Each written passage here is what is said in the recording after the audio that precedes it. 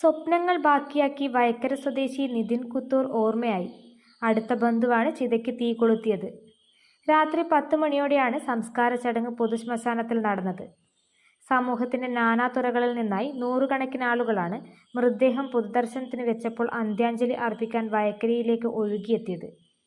രാവിലെ നെടുമ്പാശ്ശേരി എയർപോർട്ടിൽ വ്യോമസേനാ വിമാനത്തിലെത്തിച്ച മൃതദേഹം വൈകിട്ട് 7:30ഓടെയാണ് സ്വദേശമായ വയക്കരയിലേക്കെത്തിയത്.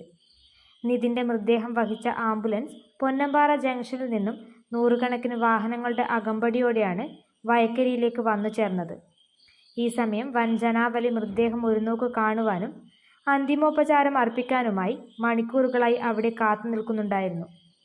വയക്കര മുണ്ടിക്ക് സമീപവും തുടർന്ന് വീട്ടിലും പൊതുദർശനത്തിന് വെച്ച മൃതദേഹത്തിൽ ആയിരങ്ങൾ അന്ത്യാഞ്ജലി അർപ്പിച്ചു.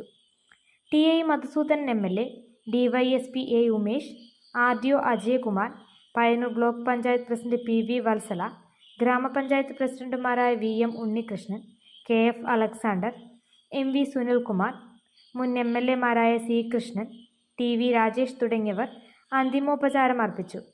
രാജ്മോഹൻ ഉണ്ണിത്താൻ എം.പി, എം.എൽ.എമാരായ Sunny Joseph, Sajeev Joseph, BJP. ദേശീയ നിർവാഹക സമിതി അംഗം പി.കെ. കൃഷ്ണദാസ്, യു.ഡി.എഫ്. ജില്ലാ chairman PT. Mathew, CPIM. Peringome area secretary P. Sasidharan, Congress S ജില്ലാ പ്രസിഡന്റ് കെ. ജയപ്രകാശ് തുടങ്ങി രാഷ്ട്രീയ സാമൂഹ്യ രംഗങ്ങളിലെ പ്രമുഖരും തദ്ദേശ സ്ഥാപനങ്ങളിലെ ജനപ്രതിനിധികളും കുടുംബത്തെ അനുശോചനം അറിയിക്കാൻ വീട്ടിലേക്കെത്തിയിരുന്നു.